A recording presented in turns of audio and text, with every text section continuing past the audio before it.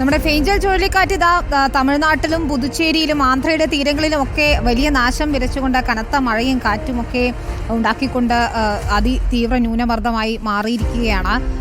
എന്താണ് കേരളത്തിൽ സംഭവിക്കാൻ പോകുന്നത് എന്ന് ചോദിച്ചാൽ അതിൻ്റെ ഒരു തീവ്രത അല്ലെങ്കിൽ അതിൻ്റെ ഒരു പ്രഭാവം കേരളത്തിലും അനുഭവപ്പെടാൻ സാധ്യതയുണ്ട് എന്നത് തന്നെയാണ്. അതിശക്തമായ മഴയ്ക്ക് സാധ്യതയുണ്ട് കേരളത്തിലെന്നാണ് കേന്ദ്ര കാലാവസ്ഥാ വകുപ്പ് നൽകുന്ന മുന്നറിയിപ്പ്. 4 ജില്ലകളിൽ ഇപ്പോൾ റെഡ് അലേർട്ട് പ്രഖ്യാപിച്ചിരിക്കുകയാണ്. 5 ജില്ലകളിൽ ഓറഞ്ച് അലേർട്ടാണ്. തീരപ്രദേശങ്ങളിൽ താമസിക്കുന്നവർക്ക് ജാഗ്രതാ നിർദ്ദേശം നൽകിയിട്ടുമുണ്ട്. സുനിഷ അയ്യലൂർ ചേരുന്നുണ്ട് വിശദാംശങ്ങളുമായി. സുനിഷ, കേരളത്തിലും മഴ കനക്കുകയാണോ? എവിടെയൊക്കെയാണ് റെഡ് അലേർട്ട് ഉള്ളത്? നേരത്തെ സുനിഷ കോവളത്ത് നിൽക്കുകയായിരുന്നു. അവിടെ ഇപ്പോഴും കോവളത്താണുള്ളതല്ലേ? അവിടെ വലിയ തോതിൽ തിരയൊക്കെ കാണാനുണ്ടല്ലോ.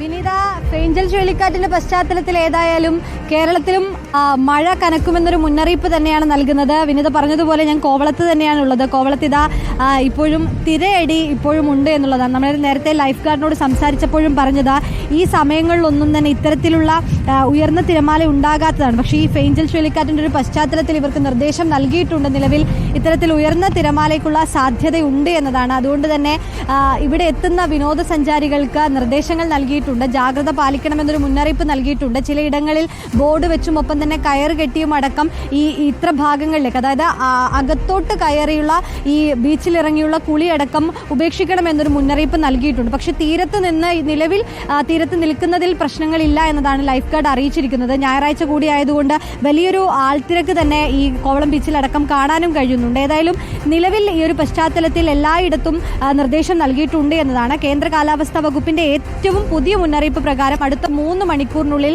പത്തനംതിട്ട, ആലപ്പുഴ, എറണാകുളം, തൃശൂർ, ഇടുക്കി ജില്ലകളിൽ മഴ ശക്തമാകാനുള്ള സാഹചര്യമുണ്ട് എന്നതാണ്. ഒപ്പം തന്നെ സന്നിധാനത്തും പമ്പയിലും മഴയ്ക്കും 40 കിലോമീറ്ററിലധികം വേഗതയിൽ വീശിയടിച്ചേക്കാവുന്ന കാറ്റിനുള്ളൊരു സാധ്യത കൂടി പ്രവചിക്കുന്നുണ്ട് എന്നതാണ്. നിലവിൽ മുന്നറിയിപ്പ് പ്രകാരം ഏറ്റവും പുതിയ മുന്നറിയിപ്പ് ഇനിയൊരു പക്ഷേ 6 മണിക്ക് മുന്നറിയിപ്പിൽ വ്യത്യാസം ഉണ്ടാകാനുണ്ട്. പക്ഷേ നിലവിലെ മുന്നറിയിപ്പ് പ്രകാരം സംസ്ഥാനത്ത് മഴ കനക്കുമെന്നും ഇന്ന് 4 ജില്ലകളിൽ ഓറഞ്ച് അലർട്ട് നൽകിയിട്ടുണ്ട്. ഒപ്പം മറ്റ് 8 ജില്ലകളിൽ യെല്ലോ അലർട്ട് നൽകിയിട്ടുണ്ട്. തിരുവനന്തപുരം, കൊല്ലം ഒഴികെയുള്ള മറ്റെല്ലാ ജില്ലകളിലും മഴ മുന്നറിയിപ്പ് തുടരുകയുമാണ്. പക്ഷേ നാളെയാണ് അതിതീവ്ര മഴയ്ക്കുള്ള സാധ്യത പ്രവചിക്കുന്നത്. അതായത് 4 ജില്ലകളിലാണ് റെഡ് അലർട്ട് ഉള്ളത്.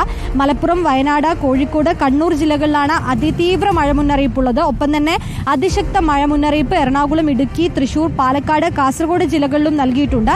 മറ്റ് തിരുവനന്തപുരം, കൊല്ലം ഒഴികെയുള്ള മറ്റെല്ലാ ജില്ലകളിലും മഴ മുന്നറിയിപ്പും ഉണ്ട് എന്നതാണ്. നിലവിൽ ഏതായാലും അടുത്ത ദിവസങ്ങളിലും അടുത്ത 2-3 ദിവസം കൂടി ഇതേ രീതിയിൽ മഴ തുടരുമെന്നൊരു മുന്നറിയിപ്പ് തന്നെയാണ് കാലാവസ്ഥാ കേന്ദ്രം നൽകിക്കൊണ്ടിരിക്കുന്നത്. പ്രധാനമായും ഈ കാറ്റിൻ്റെ ഒരു സാഹചര്യത്തിൽ ഈ കേരള തീരത്തും ശക്തമായ കാറ്റിന് സാധ്യതയുണ്ട്. 45 കിലോമീറ്റർ വേഗതയിൽ വീശിയടിച്ചേക്കാവുന്ന കാറ്റ് എന്നതാണ് നിലവിൽ പറയുന്നതെങ്കിലും ഒരുപക്ഷെ 55 കിലോമീറ്റർ വേഗതയിൽ കാറ്റ് വീശാനുള്ളൊരു സാധ്യത കൂടി പ്രവചിക്കുന്നുണ്ട്. അതുകൊണ്ട് തന്നെ മലയോര മേഖലയിലും തീരദേശത്തുള്ളവരും അതീവ ജാഗ്രത പാലിക്കണമെന്നൊരു നിർദ്ദേശമാണ് നിലവിൽ നൽകിക്കൊണ്ടിരിക്കുന്നത്.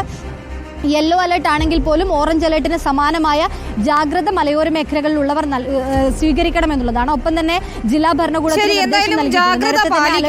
അടുത്ത ദിവസങ്ങളിലും മഴ തുടരും എന്ന് തന്നെയാണ് നമുക്ക് മനസ്സിലാക്കാൻ സാധിക്കുന്നത്. അധികാരികളുടെ മുന്നറിയിപ്പുകളൊക്കെ തന്നെ കൃത്യമായി പാലിക്കണം. സുനിഷ, ഇപ്പോൾ നിൽക്കുന്ന കോവളത്ത് നിരവധി സഞ്ചാരികളുണ്ട്. അവിടെ ലൈഫ് ഗാർഡുകളുടെയൊക്കെ കൃത്യമായ നിർദ്ദേശങ്ങൾ പാലിക്കണം. ഈ തിരയടിക്കുന്ന സമയത്ത് കടലിലേക്ക് ഇറങ്ങരുത്, അത് വലിയ അപകടങ്ങൾക്ക് വഴിവെക്കും. ഒപ്പം മലയോര മേഖലകളിൽ യാത്ര ചെയ്യുന്നവർ മുൻകരുതലുകൾ സ്വീകരിക്കണം. രാത്രി യാത്രയൊക്കെ കഴിയുന്നതും ഒഴിവാക്കുക എന്നാണ്. എന്തായാലും സുനിഷ, വളരെയധികം നന്ദി വിവരങ്ങൾ നൽകിയതിന്.